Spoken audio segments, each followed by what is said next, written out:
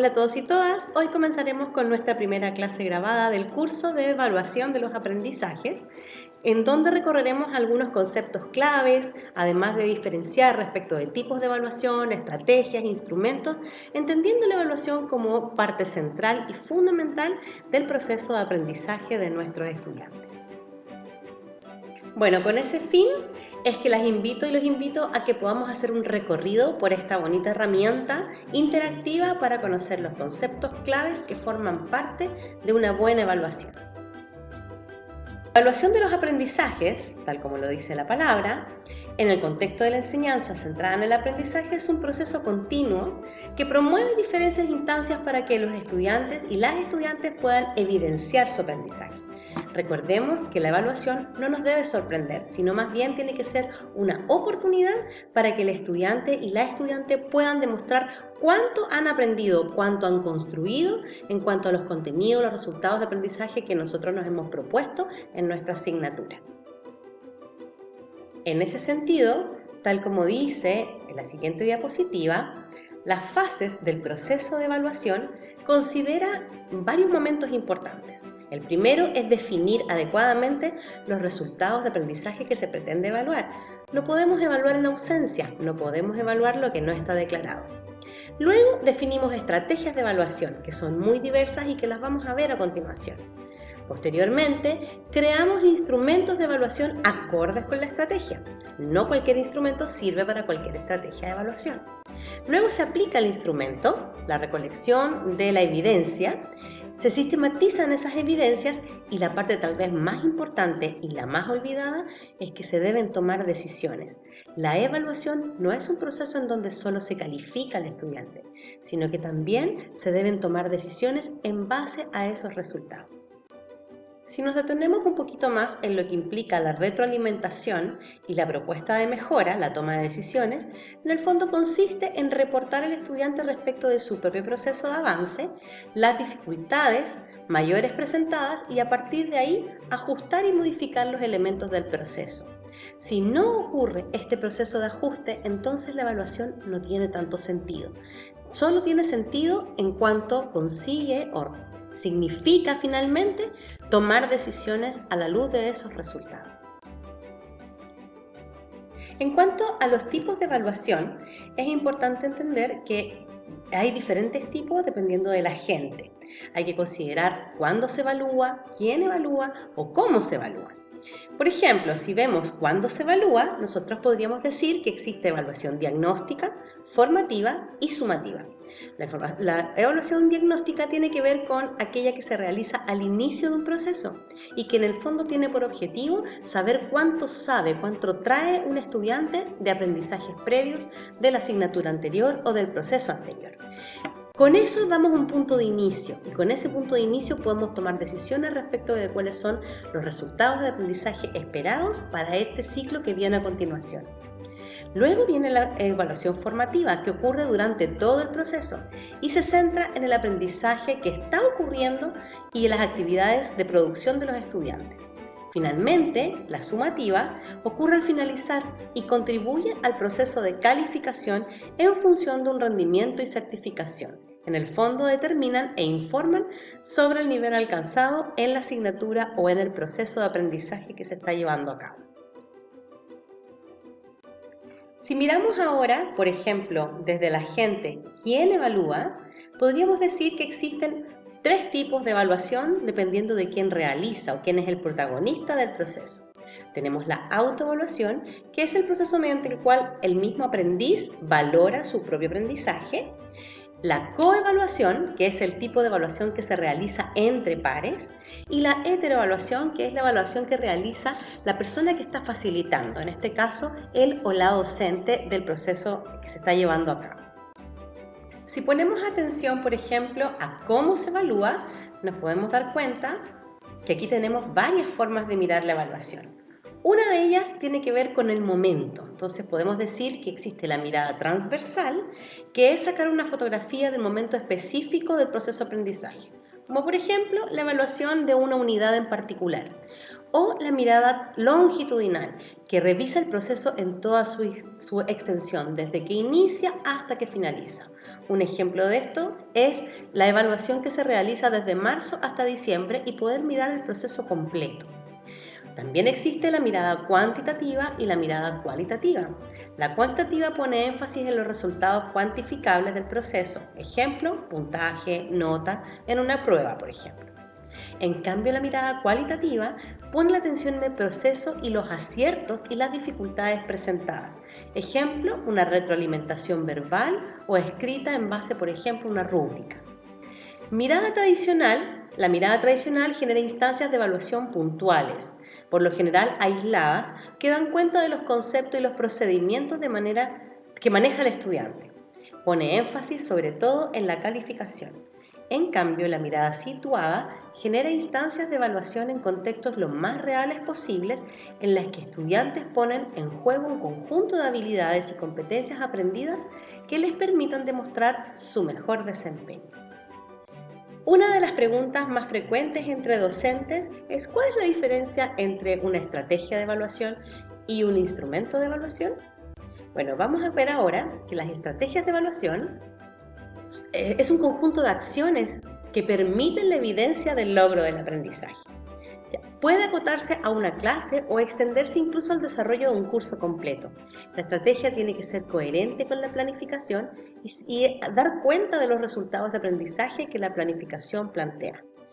La idea de una estrategia de evaluación es que considere momentos, como por ejemplo el momento de información, cuándo sería, por ejemplo, importante o necesario incluir instrumentos, identifica criterios y también define descriptores y selecciona los instrumentos.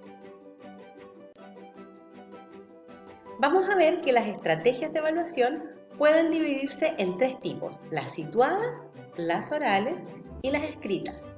Dentro de las situadas tenemos algunos ejemplos como elaborar un portafolio, una bitácora o una simulación. ¿Qué significa una estrategia situada? Significa en el fondo que es una acción o una situación de evaluación que se hace en contexto lo más real posible y que da cuenta de los aprendizajes vivenciados y experienciados. En cuanto a las orales, veamos las estrategias orales. Las más comunes y las más frecuentes, ustedes ya las conocen, seguramente las hemos vivenciado más de alguna vez: las exposiciones orales, role-playing, entrevistas. Ahora, hay que entender que la exposición oral no es un instrumento de evaluación, es una acción específica, es decir, es una estrategia para evaluar. Y el instrumento que corresponde, ya lo vamos a ver a continuación, pero tiene más que ver con el tipo de herramienta a través de la cual vamos a pesquisar los logros del aprendizaje a través de esa exposición. Por ejemplo, una rúbrica, por ejemplo, una lista de cotejo o una escala de apreciación. Si vamos a las estrategias de evaluación escrita, dentro de las más usadas están los ensayos, los pósters, todo tipo de informe escrito y también los organizadores gráficos. Muchos docentes y muchas docentes prefieren a veces evaluar los contenidos o los resultados de aprendizaje a través de un mapa conceptual. Eso sería una muy buena estrategia de evaluación. Ahora, para salir de dudas, vamos a revisar cuáles son los instrumentos de evaluación más utilizados. Todo instrumento de evaluación es aquel que nos permite registrar el estado o nivel de aprendizaje y conseguir la evidencia que necesitamos para saber el estado general del aprendizaje de nuestros estudiantes. Es importante conocerlos para posteriormente decidir cuáles de ellos serán los más idóneos para los objetivos planteados en la estrategia evaluativa.